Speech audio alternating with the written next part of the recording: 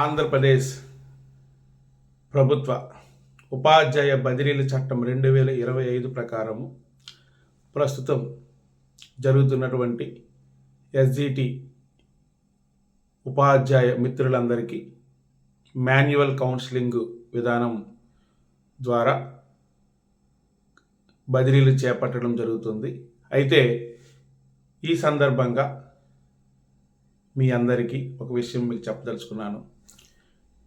ఇటీవల జరిగినటువంటి స్కూల్ అసిస్టెంట్లు వెబ్ కౌన్సిలింగ్ ద్వారా వేలాది మందికి ఉపయోగపడేలా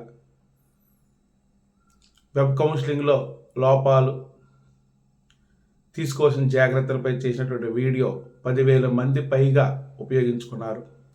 అలాగే అదే విధంగా మా ఎస్జిటి సోదరులు కూడాను అంతకు మించి ఉపయోగించుకోవడానికి నాకున్నటువంటి అవగాహన మేరకు మీకు ఉపయోగపడాలనే ఉద్దేశంతో ఈ మాన్యువల్ కౌన్సిలింగ్ ద్వారా ఏ విధంగా మీ అందరికీ మంచి ప్లేసులు రావడానికి అవకాశం ఉందో అలాంటి ప్లేసులు రావడానికి నేను ఇచ్చినటువంటి సలహాలు, సూచనలు తప్పకుండా అవకాశం ఉన్న వాళ్ళు పాటించండి. ముఖ్యంగా మాన్యువల్ అనేటప్పటికీ పడిగాపులు, బ్లాకింగ్ అనే ఒక టెన్షన్, రాంగ్ గైడెన్స్ ఇస్తారని ఒక టెన్షన్, ఒక్కపోత లేదా వర్షము, మానసికమైన ఒత్తిడి, శారీరక ఒత్తిడి, ఒకవైపు భోజనం లేక ఇలాంటి పరిస్థితుల్లో ఉన్నప్పుడు మనకి ఈ కౌన్సిలింగ్ హాల్ లోపలికి వెళ్ళే పరిస్థితులు, వేచి ఉండడం, ఇటువంటివన్నీ నెగిటివ్ అయితే అవ్వచ్చు. కానీ అంతకు మించిన పాజిటివ్ ఏమిటంటే మీరు ఇష్టపడి కోరుకోబోయే ప్లేస్, దానికి మించింది అంటే ఒక ప్రతి కష్టం వెనక ఒక సంతోషం ఉంటుంది, ఒక సుఖం ఉంటుంది అనే విషయం మీకు ముందుగా చెప్తున్నాను. మిత్రులారా, ముందు మనం కోరుకునేటప్పుడు ఫస్ట్ ఆల్రెడీ మండల వారీగా మీరు ముందుగా రాసుకోవడం కానీ, ఆల్రెడీ ప్రింటెడ్ తీసుకున్నా కానీ అది అందులో కిలోమీటర్లు కూడా మెన్షన్ చేసి ఉంది. అంటే మండల కేంద్రాల నుంచి ఆ పాఠశాలకి ఎంత దూరం అన్న విషయం. కొన్ని యాప్ల్లో పాఠశాల స్ట్రెంత్ కూడా మెన్షన్ చేసి ఉంది. ఆ పాఠశాల స్ట్రెంత్ అనేది కూడాను ఒక జిరాక్స్ కాపీ తీసేసుకోండి. తీసుకున్న తర్వాత ముందుగా మనం చేయాల్సిన పని ఏంటంటే మండల కేంద్రం, నువ్వు ప్రజెంట్ ఎక్కడ ఉన్నావు అక్కడి నుంచి నువ్వు ఎంచుకునే ప్రాంతం, మండల కేంద్రాలు బేస్ చేసుకోవడం వేరు, మనం ఉన్నటువంటి నివాస ప్రాంతం వేరు. కాబట్టి దీన్ని బేరీజ్ చేసుకొని మీరు ఆప్షన్స్ రాసుకోవాలి. మండల వారీగా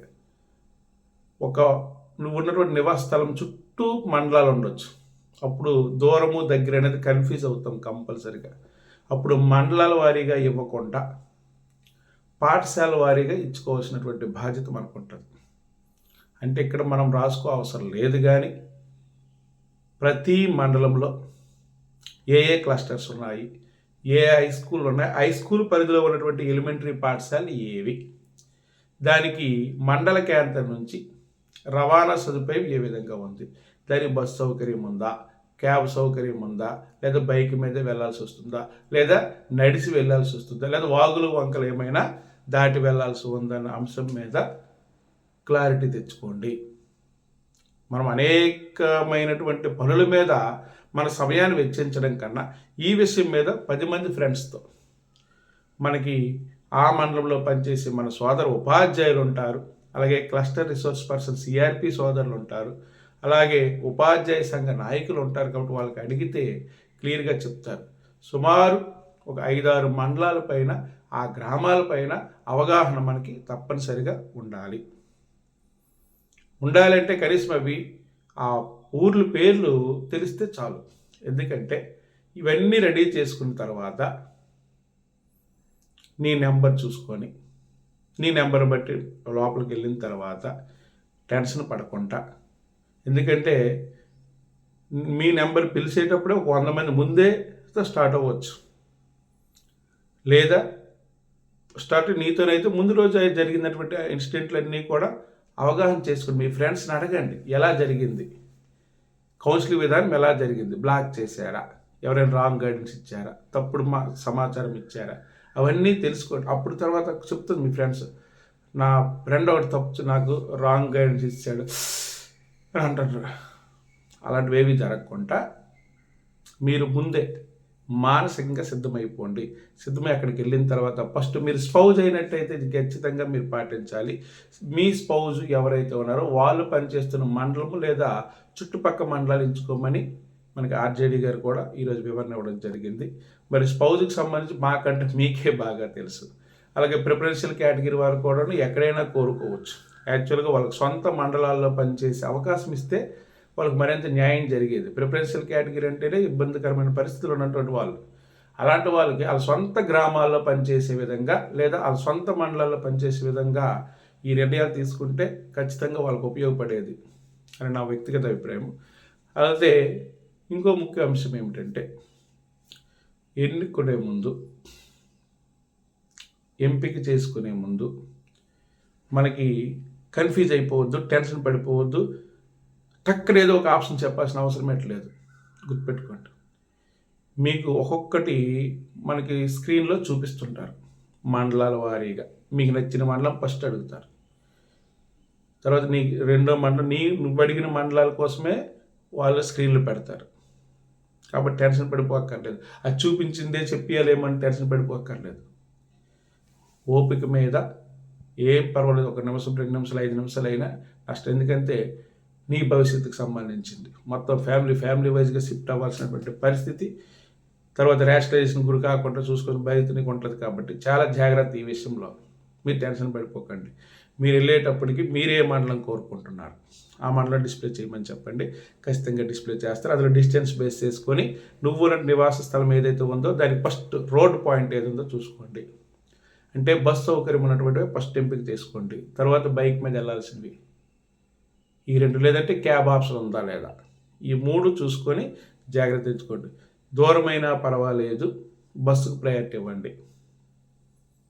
దూరమైనా పర్లేదు, బైక్ ఈజీగా ఉంటే వెళ్ళండి. క్యాబ్ అని మాత్రం అది దేవుడి దయ్య, అది మధ్యలో కూడా ఆగిపోవచ్చు అకాడమిక్ ఇయర్ మధ్యలో. ఎందుకంటే దాన్ని 10 మంది చాలామంది ఇదే ఎక్కువ ఆలోచిస్తారు కాబట్టి నేను చెప్తున్నా. నేను బాగా తిన్నా కాబట్టి ఎవరిని నమ్మడానికి లేదు. తర్వాత మీరు ఈ 3 బేస్ చేసుకున్న తర్వాత, రవాణా సౌకర్యాలు బేస్ చేసుకున్న తర్వాత, డిస్టెన్స్ బేస్ చేసుకున్న తర్వాత మనం చేయాల్సినటువంటి పని ఏమిటంటే, ఆ ఎంపిక చేసుకునే క్రమంలో చాలామంది మీకు రాంగ్ గైడెన్స్ ఇస్తుంటారు. వాళ్ళకి కావాల్సిన ప్లేస్ వాళ్ళకి కావడం కోసం మిమ్మల్ని ఇది కాదు అది కోరుకో, అది నీకు బెస్ట్, ఇది నీకు బెస్ట్, నీలాంటికి ఇది బెస్ట్ అని రాంగ్ గైడెన్స్ ఇస్తారు. దయచేసి అది పట్టించుకోవద్దు.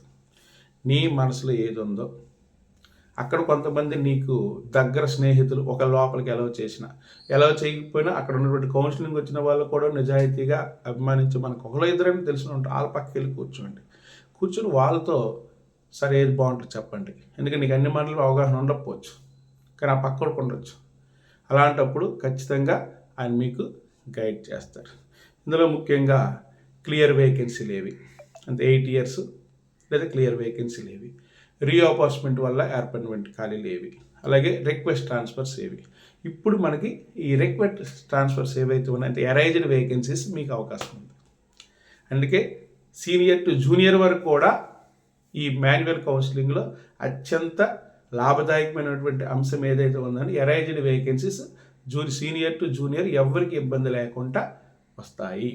అదే వెబ్ కౌన్సిలింగ్ వచ్చేటప్పటికి ఈ చిన్న కన్ఫ్యూజన్ ఇప్పటికీ ఎవరికి అర్థం అవ్వట్లేదు ఆ విషయం. కాబట్టి మిత్రులారా, ఈ విషయం చాలా జాగ్రత్త పట్టుకోండి, ఓకేనా. ఇంకో అంశం ఏమిటంటే,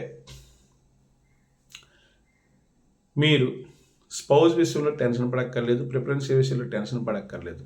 కానీ ముందు మానసికంగా మీరు సిద్ధంగా ఉండండి. అక్కడికి వెళ్ళిన తర్వాత టెన్షన్ పడకండి. తర్వాత వాళ్ళు ఇచ్చే గైడెన్స్ని ఫాలో అవ్వండి. ఫాలో అవుతూ ఒక్కొక్కటి నువ్వు కోరుకున్న మండలాలు ఒక్కొక్కటి రౌండప్ అయిపోతుంటాయి, కోరుకుంటారు. అది ముందు మీ పేపర్లో రౌండ్ చేసేయండి. టైం కలిసి వస్తుంది, మరి ఇంకేం కాదు. నువ్వు వెళ్ళేటప్పటికి నువ్వు కోరుకున్నటువంటివి ఒక మండలంలో ఒక 5 ఉంటే 5 చూపించవచ్చు, టైం ఉంటుంది మనకి ఇప్పుడు. ముందే టిక్లు పెట్టుకుంటే. ఆ 5లో ఏమేమి అవుతాయి, ప్రతి మండలం ఏవైనా అన్ని రౌండ్ చేసేసుకుంటే మీకు ఎక్కువ మండలాలు చూడడానికి అవకాశం ఉంటుంది. అందుకు ఇందులో భాగంగా మీరు చేయాల్సినటువంటి పని, 1 క్లియర్ వేకెన్సీయా, రీఆపర్చ్మెంటా, అలాగే నెక్స్ట్ భవిష్యత్తులో రేషనలైజేషన్ అవ్వకుండా, అలాగే అన్నిటికీ మించి డిస్టెన్స్ బేస్ చేసుకుని ట్రాన్స్పోర్ట్ సౌకర్యం ఉన్నటువంటి అంశాలు, ముఖ్యంగా అరైజ్డ్ వేకెన్సీస్, ఇవన్నీ బేస్ చేసుకొని మీకు అత్యంత సన్నిహితులు సలహా మేరకు మీకు తెలియకపోతే వాళ్ళ సలహాలు తీసుకోండి అని చెప్తూ, మీకు నచ్చిన, మీరు మెచ్చినటువంటి అత్యున్నతమైనటువంటి స్థానం మీకు రావాలని మనస్ఫూర్తిగా కోరుకుంటూ, మీ Karimi Rajeshwararao. Thank you very much.